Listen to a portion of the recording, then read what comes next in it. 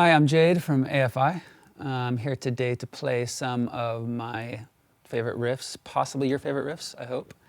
And I'm going to play them through normal speed, and play them through a little slower, break them down so you can see what I'm doing, see my technique, and you can steal any of these riffs for yourself. And I hope that you enjoy it. So the first song I'm going to do today is from a song called Dancing Through Sunday, and it's on our Sing the Sorrow album. And first song I wrote for this album, but I really like this riff, and I'm gonna play it for you full speed. Here we go.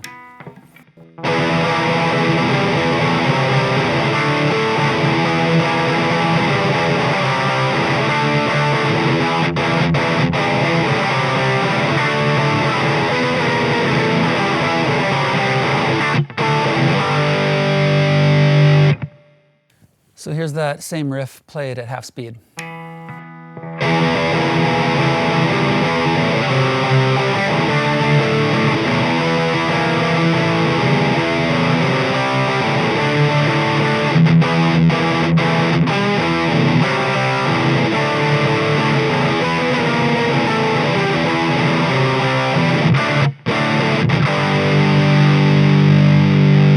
I think the key to this part, this whole riff, is to keep these open strings pedaling, because it gives it that little bit of chaos and thrashiness that makes the riff what it is. So the initial part, song is in E minor, keeping the open E, the top E, going through the riff and doing this descending little line on the D string. So starting up here on the 9th fret. That right there is kind of the key of the diabolus of music and note, the flatted fifth, if you will. Hitting that with the open E is very sort of like a dissonant almost, and creates this nice little sour chaos. And then resolve here to the 7th fret on the D string. And then the penultimate note is up here on the A string on the 10th fret, and then ending with this both strings playing the E. So, and then moving down to a C chord, but starting once again with that flatted fifth note. But you have the G string open here, so. And I play a major bar here, a major bar D. So.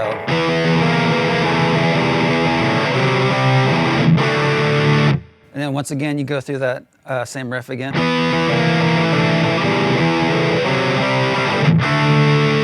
And then the third part of the riff is same thing, except you're playing it muted. And I have a little bend on this note on the G here. And then you finish it out by essentially doing the same riff, but playing it in octaves. So going up here to the 14th fret, play the octave up here.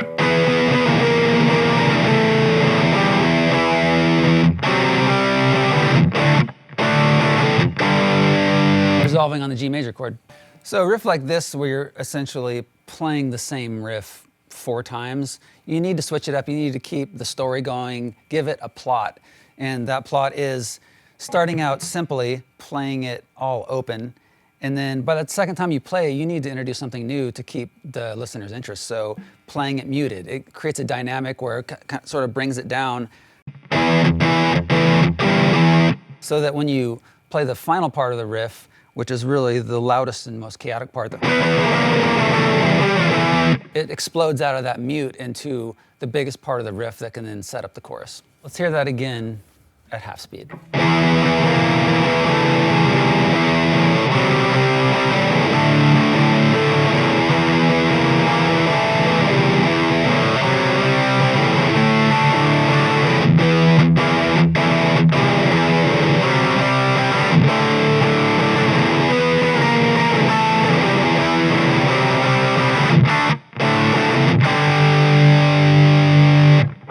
For the last time through, let's go back to full speed. Here it is.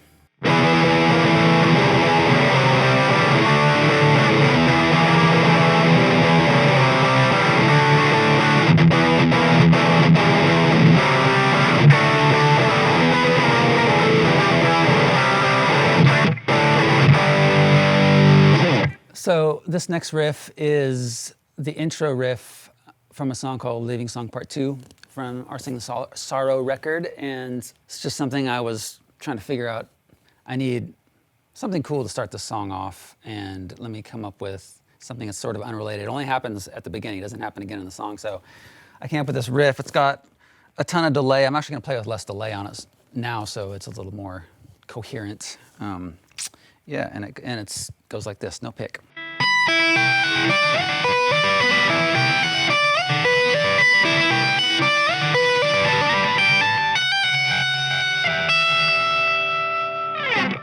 So here's that same riff at half speed.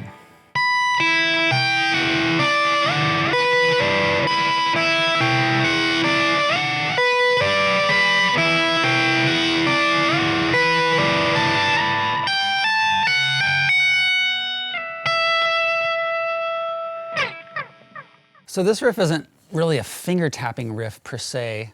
There is finger tapping, but the sliding between notes is as important as the tapping. So, you know, I was never like a huge finger tapping guy, but it's a cool technique, and it's, you know, when you see Eddie Van Halen doing some of that stuff, it's very impressive. So of course I had to try to incorporate some elements of that technique into my playing. So I came up with this thing. It's sort of a weird hybrid, my own hybrid, I guess. So it starts way up here on the 19th fret. If your guitar doesn't have a 19th fret, you probably need to take it back and get a new one. So tapping on the E string. So you tap it, and you obviously pull it off, and then you have another E note. And then 15th fret to the 14th fret. Coming with your other hand, 15th fret, and pull off to the 14th.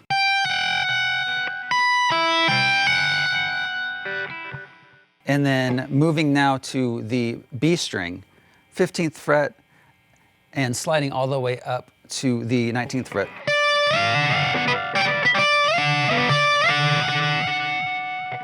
And then from there, you're pulling off to the 12th fret, hammering on to the 15th fret. So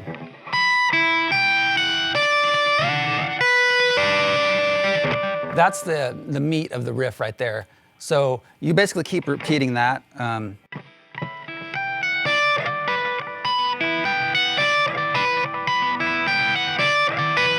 Do that 3 times, and then the final sort of phrase of the riff, I am hammering on 17th fret up to the 19th on the E string. And then you want to once again, bring your left hand in here. Hammering on from the 15th to the 17th fret, and then 14th to the 15th. And you want to pull off the string to create the note. So you're pulling off with your middle finger, or whatever finger you want to use on your right hand. And there's a little hammer on pull off. And then end the whole thing on the E string, on the 12th fret. So delay is an important part of this because it creates, you know, like a lot of stuff, I don't want it to be super clean. I want it to be a little chaotic sounding. And so you might notice when I'm playing it, you're hearing some strings ringing too, which that's part of it. I like that because it creates almost like a soundscape. And the delay is another part of that. While you're playing certain notes, the delay of the last note you played might be creating a dissonance, or might be creating an interesting harmony or an overtone. So the whole thing becomes this sort of ambient, hypnotic background to the notes you're actually playing. And so that whole thing is important. And you could time the delay to the tempo of the song, but you could also freestyle it, as long as it just sounds swimmy, is like the effect that I'm going for. So this is that riff again at half speed.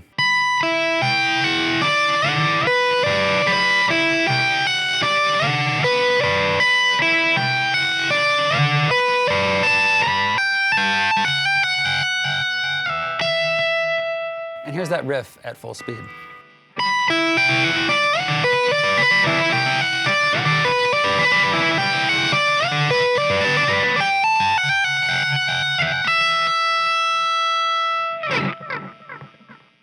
This riff is the intro, sort of signature riff from our song Days of the Phoenix on our Out of Drowning album. This is a fun one to play. It's fairly easy to play, and I think it will teach you some basic techniques that you can certainly apply in a lot of different areas of songwriting.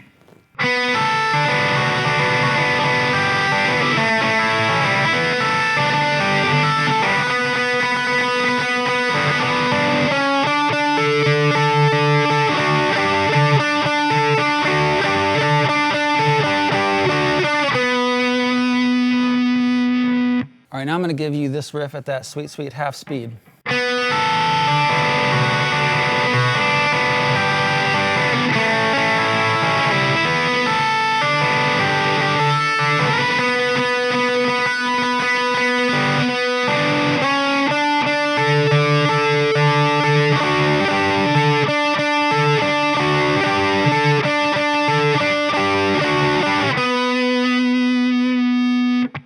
This riff I like because it's a signature riff of mine, a signature technique that I use a lot, which is playing these sort of fuller chords when I'm playing a lead rather than just playing, say, a lead on one string.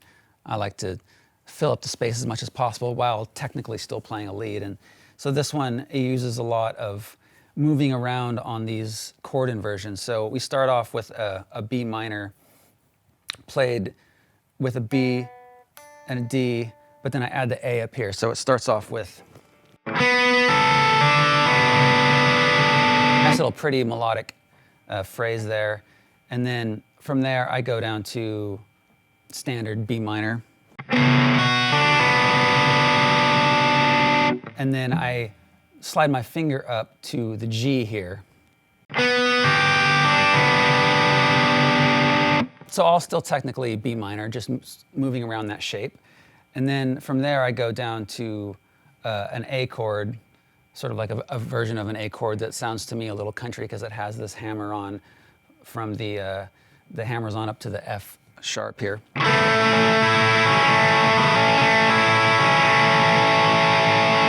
So that's the sort of the first half of the riff. And then you'll just want to repeat that again, go through those same notes again.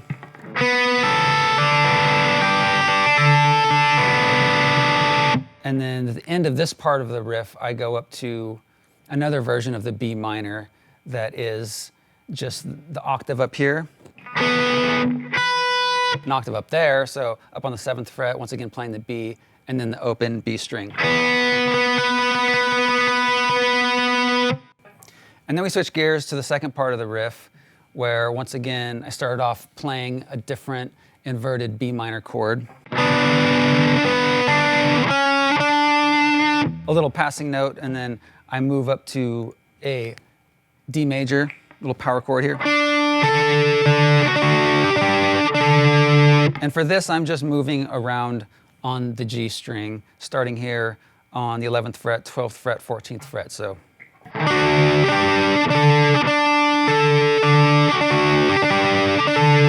So you're just playing a D chord and keeping it interesting. Instead of just strumming through on a D chord, there's lots of little notes you can add, and it feels like a lead, but it also, you're holding down the rhythm, so. And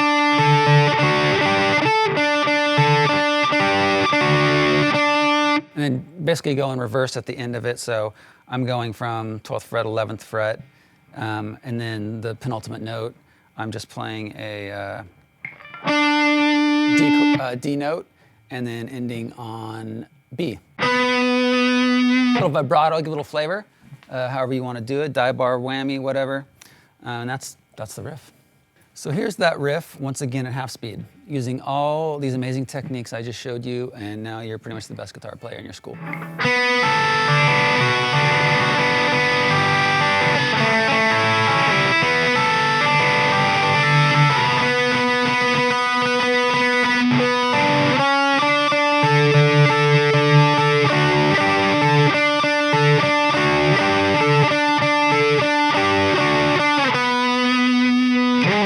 And now we're going to play that same riff at full speed, take you from a riff peasant to a riff lord. Here we go.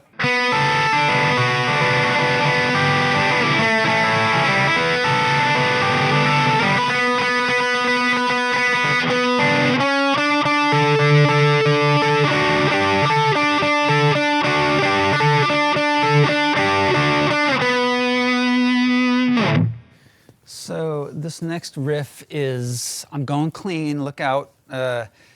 It's from a newer song called The Missing Man from our Missing Man EP. And it is the sort of recurrent verse riff of this song.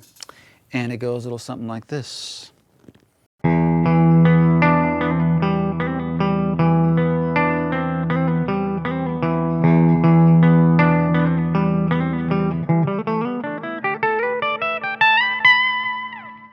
All right, we're going to take it down to half speed sound on this one.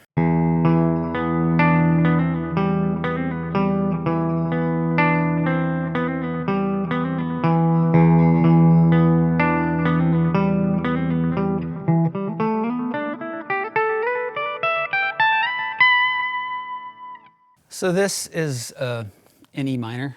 You're just kind of motoring around on this high E minor chord and doing different interesting things with it, hammer-ons, moving through different notes in the chord. So it starts off with an open E here, but then playing this E power chord. And adding that D is kind of the tasty part of this particular part of the riff. And then obviously the hammer-ons are a big part, a recurrent part. So you're hammering on using the D and the A strings up here on the 10th fret. And I'm hammering 10th and 9th on the D string. You keep this chord shape the whole time, which is sort of helpful. It can be a little annoying too, but you got to just kind of clamp down on this chord shape so you can move around it.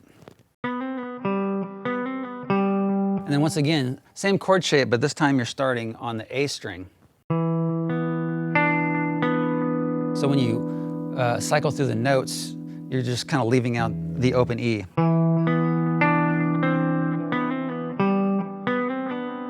Except on that part, the second part of the hammer-ons, instead of hammering onto this 10th fret, you hammer onto the E down here on the A string on the 7th fret. So that is most of the riff. You play through that twice, and then it concludes with this sort of running through a pentatonic E minor scale, just ascending through it. And it's an easy riff, and it's a fun one to play. So you want to slide on these notes. The slide is kind of the part that gives it a little bit of character.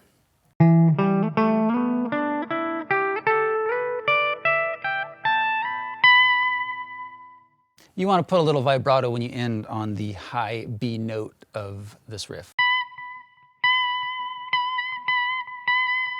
So let's hear that again at half speed.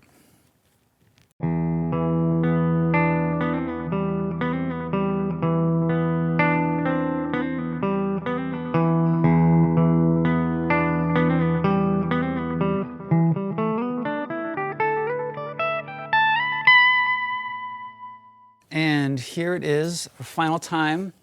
Open your eyes, full speed, here we go.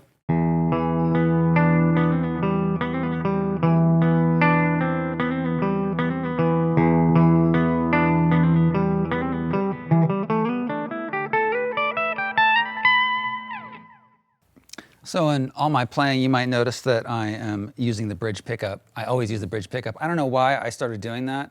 From the first time I picked up my first Les Paul, I always use the bridge pickup. I don't even know what this, I don't know what this does. I don't know why that's there. But I'm assuming has played a big part of my tone because it's always that pickup, always full on with the volume and the tone knob. So that's just something that I do. Might not work for you, but if you want to play like this, that's what I do. So this next riff is in drop D. I don't do a lot of drop D, so you're in for a treat. This is the verse of the song Summer Shudder from our album December Underground, and it goes a little something like this.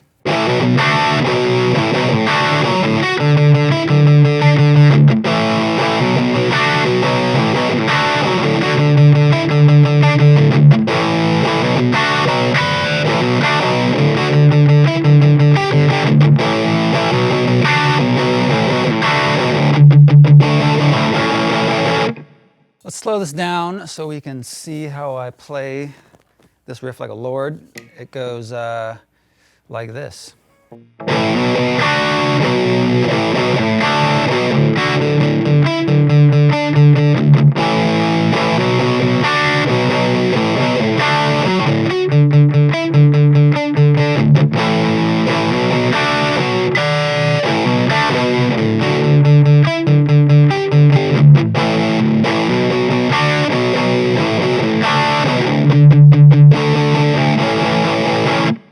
This is kind of a fun riff. It's more pentatonic than I usually get, lots of hammer-ons, but it's in B minor, and a lot of it is just hammering on, pulling off, doing little like kind of bluesy rock, I guess, more than blues. But so hammering on from A to B, drop D, obviously. So I guess that technically would be a D when you're going up here, because you're playing the D, G, and B string. So just play it with your pointer finger.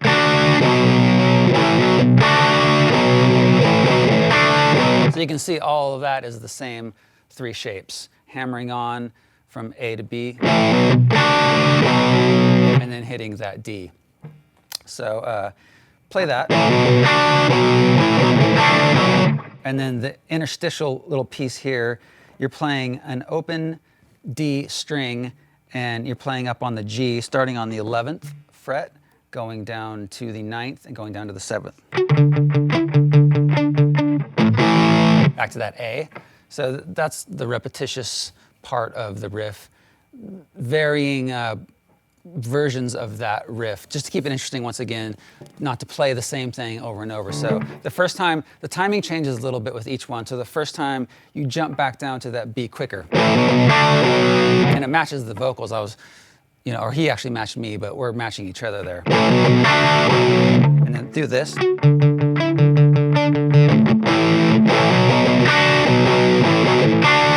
And that time through is a little more relaxed, but once again playing that same A to B with the D. And then the third time through is the fun one where it's a little quicker. You add harmonics up on so the harmonics on the E, the G, and the B strings. Just hit that harmonics on the 7th fret, standard harmonics. And then this time, the riff is similar. The first two notes are the same, but you go up to the 12th fret to give a little something different, and then ending it on the 12th fret, playing that drop D shape, and ending on an A. I actually add different things like so I'm adding the D string on the 11th fret here. So the picking pattern on this one, it's mostly downstrokes because it just works well for the rhythm of this part. I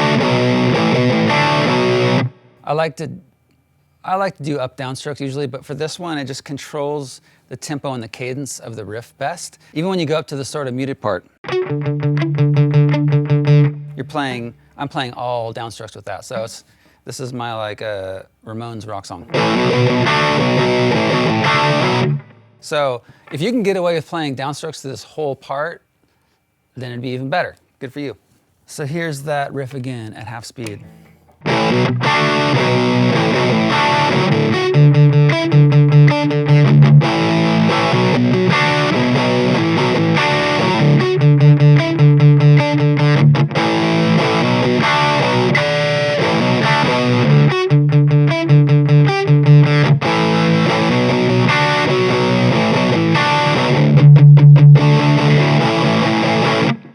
Taking it back up to full speed.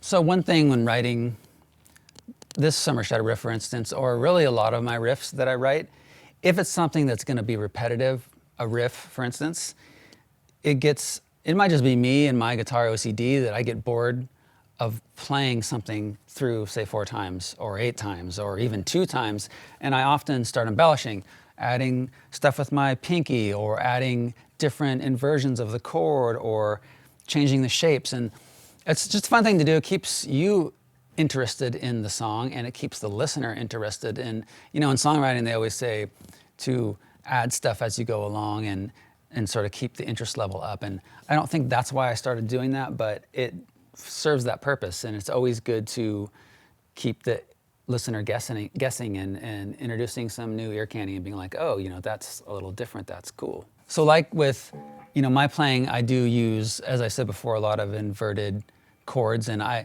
love to use inverted power chords. Like, if you're playing in E minor, you'd play probably this or this, but this sounds more interesting. It sounds almost a little dissonant, but it sounds more melancholy, more a little evil, but you can add stuff like.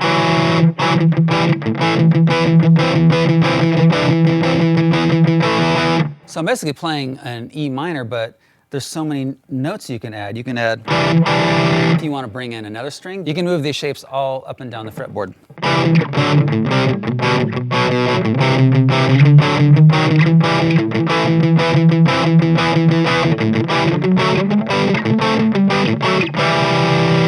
So, just rather than just playing a standard E minor chord progression, incorporate anything like that. And that's just on 2 strings, and you can start adding as many strings as you want, as many fingers as you've got, and keep it interesting, keep it playful, keep it melodic, and yeah, make your songwriting more flavorful. So if I'm starting out to write a song, I'm a very off-the-cuff guy, and often I'll just hit record and just start playing and keep a first take of whatever I play, because I want to just capture whatever comes out rather than laboring over a part until it loses all coherence or interest in my mind. So I love to play major bar chords. I love to play all 6 strings. And once again, that comes from being the only guitar player in a band. And so I was always like, I got to play all the strings so it sounds the biggest because I'm the only guitar player. So I started doing a lot of, playing around with, say, like I'm playing once again an E minor chord.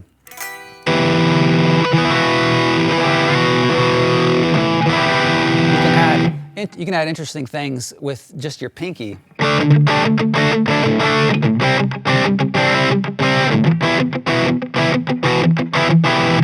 Just that alone, rather than playing, you can be playing.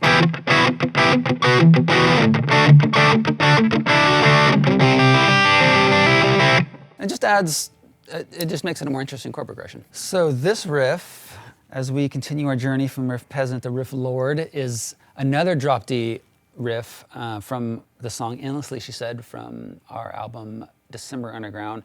It's the middle 8. I like to say middle 8, which is I think a Britishism, but you might know it as a bridge. But it's the bridge riff, and I always love this riff. It's very, I don't know, busy, but in a good way. So here is how it goes.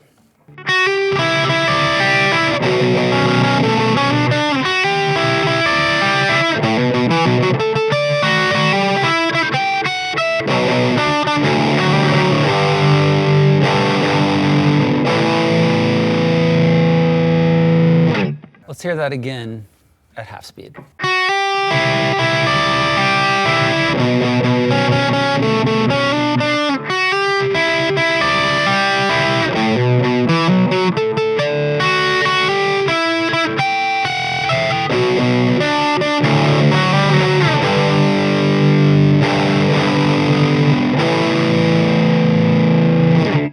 So as you saw, there's a lot of things happening here. Kind of the full panoply of techniques, my drop D techniques.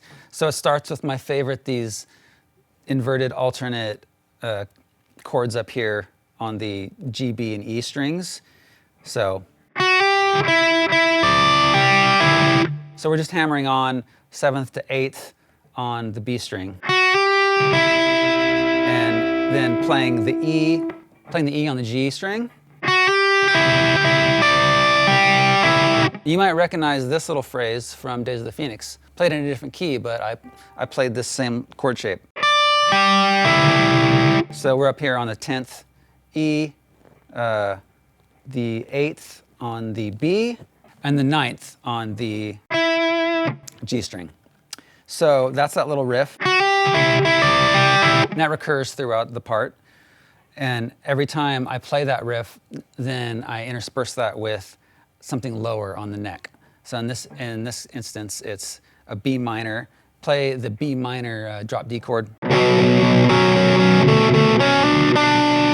So you're holding a B minor drop D chord, and you're adding this riff at the same time.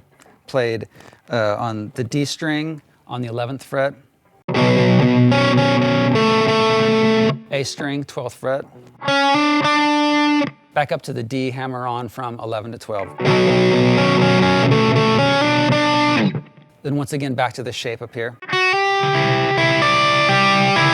which is essentially an E minor chord. And the second time, we're hammering on the E and A strings, hammering from 7 to 9.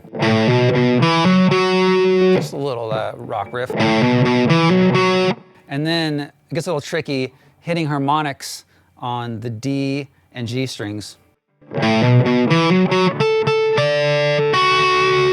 Let those harmonics ring, and then play, call that 7th fret on the B string, which is the starting note of our E minor riff, which then you will play. And then we go to, once again, B minor, drop D chord. Let that chord go and just play this note up here by itself, D string, 12th fret.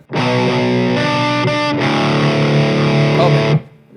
That's a D major, just play the top 3 strings open.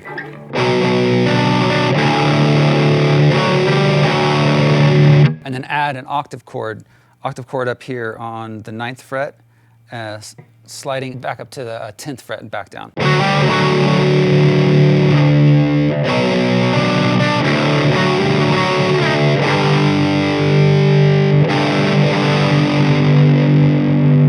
So that's a G, and you're adding, once again, to keep the chord a little interesting. On the D string, just climb up and add the 7th and the 9th. And in the whole phrase, move it up to the B, or to the 7th fret. And this, once again, is sort of an alternate drop D chord.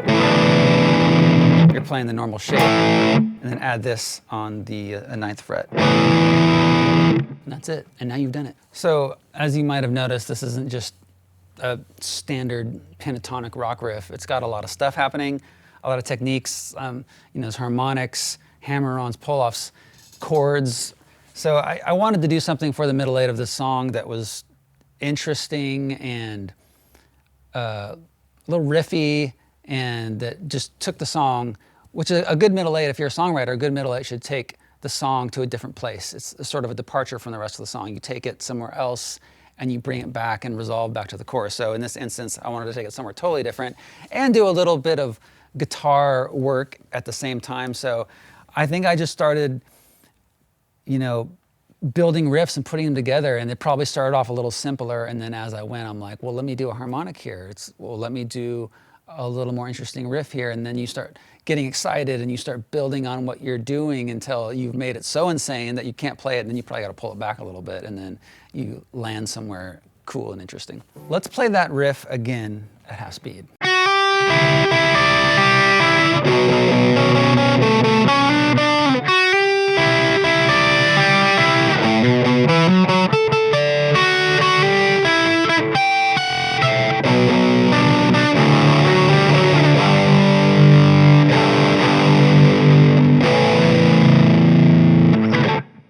Let's take it up to full speed and play this riff through one more time.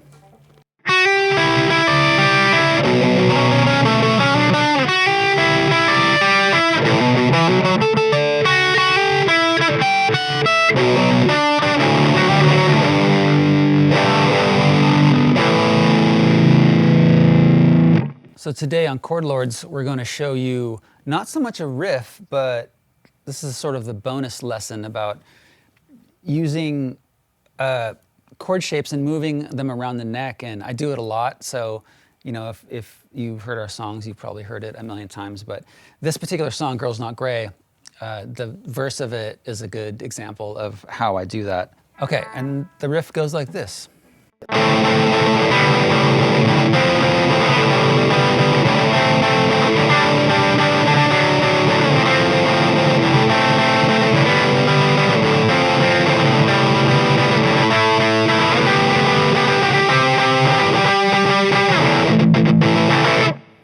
So let's slow that down a bit, shall we?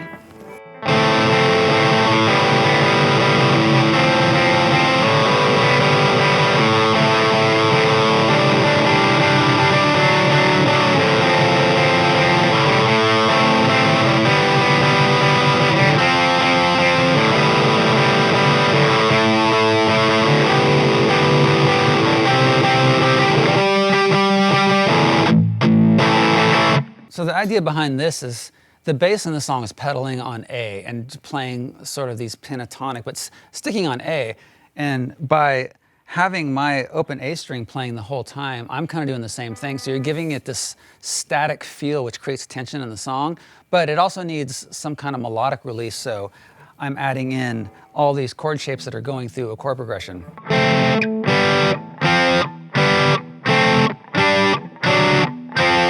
So you're getting kind of two things. So your brain is thinking about it in two ways. You're hearing like A minor, but at the same time, you're also hearing a chord progression. And then you're also hearing the lyrics and the vocals on top of it. So it is a cool way to have, you know, pedaling on a note is a common thing, but to do that and to impart some kind of interesting additional melodic information. And so you might have seen these chords earlier in songs that I've played in this lesson, and you can realize that I play them a lot and I use them in a lot of different songs, and it's an easy way to play chords, play chord progressions, but add something more interesting than just being, because otherwise I would be going.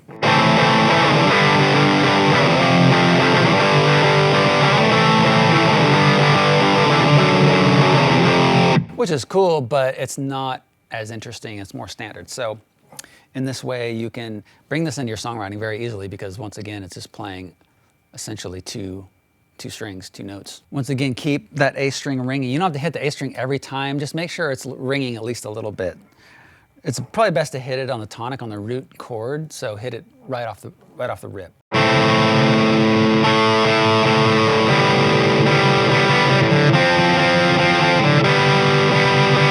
So I'm playing, this chord progression obviously is A minor, G, F, G, but I'm playing these alternate chords. So this is my A minor, played on the A on the D string, but adding the C on the G string. That's my G, playing the G on the D string, and adding up here on the 4th fret on the G string. And then that's a more standard F, just a high F. Back to that same G. So that's the first phrase. Second phrase, once again, starting on that same A chord. And then my G this time is standard, so I straighten out the G. And this time, instead of going to the F, I go to this. Now, if you took lessons unlike me, you probably know what this chord is called. I don't know what it's called. It's this chord. Called it that chord. And then it's also this. And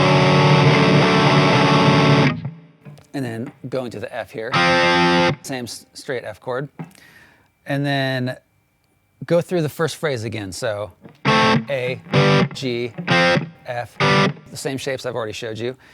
And then we end it, you know, as you've seen, I like to do. I don't just want to play the same thing again. End it in a cool way. Always end it in a surprising or different way, and also to set up the next part, which in this case is the chorus. So this time, I'm still pedaling on that A, but I play the A minor more straight. So I'm playing this chord. A on the D, and then I'm up here on the 9th fret on the G. So this chord is 9th fret on the D, 12th fret on the G. Don't worry if this sounds, it does sound a little chaotic, sounds a little dissonant. It's okay, that's what it's supposed to do. And then we're playing a C there as the sort of penultimate chord of that part, and then going to an octave chord, a G octave chord. So. And then the transitional chord is doing a mute on the A minor. And then going into the chorus from there. On this part, on your picking can, rhythmically, playing punk, a lot of times you will play, or you can play, or we do play this rhythm. And this is that same rhythm. It's a slower version of that, but I'm basically locking in with the kick drum, which is important when you're playing these fast songs to just not be all over the place with your picking. You want to lock in with the kick. And if you and the bass player and the kick drum is all locked in, it sounds way more powerful when you're playing it at a high tempo. So I'm playing that same idea, slow down a little bit.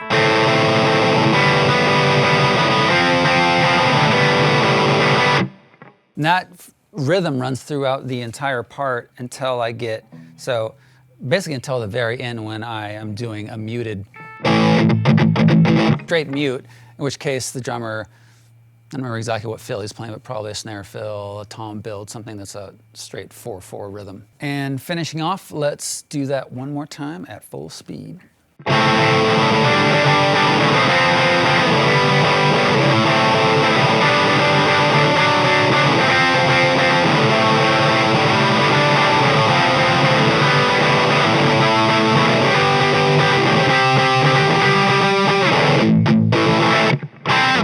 So those were my riffs, and I hope that seeing me play through them and explain them gave you some kind of inkling into how I play, my technique, how I approach songwriting, how I approach guitar playing, and seeing that using chordal ideas can be another way to solo, another way to play leads, another way to play riffs.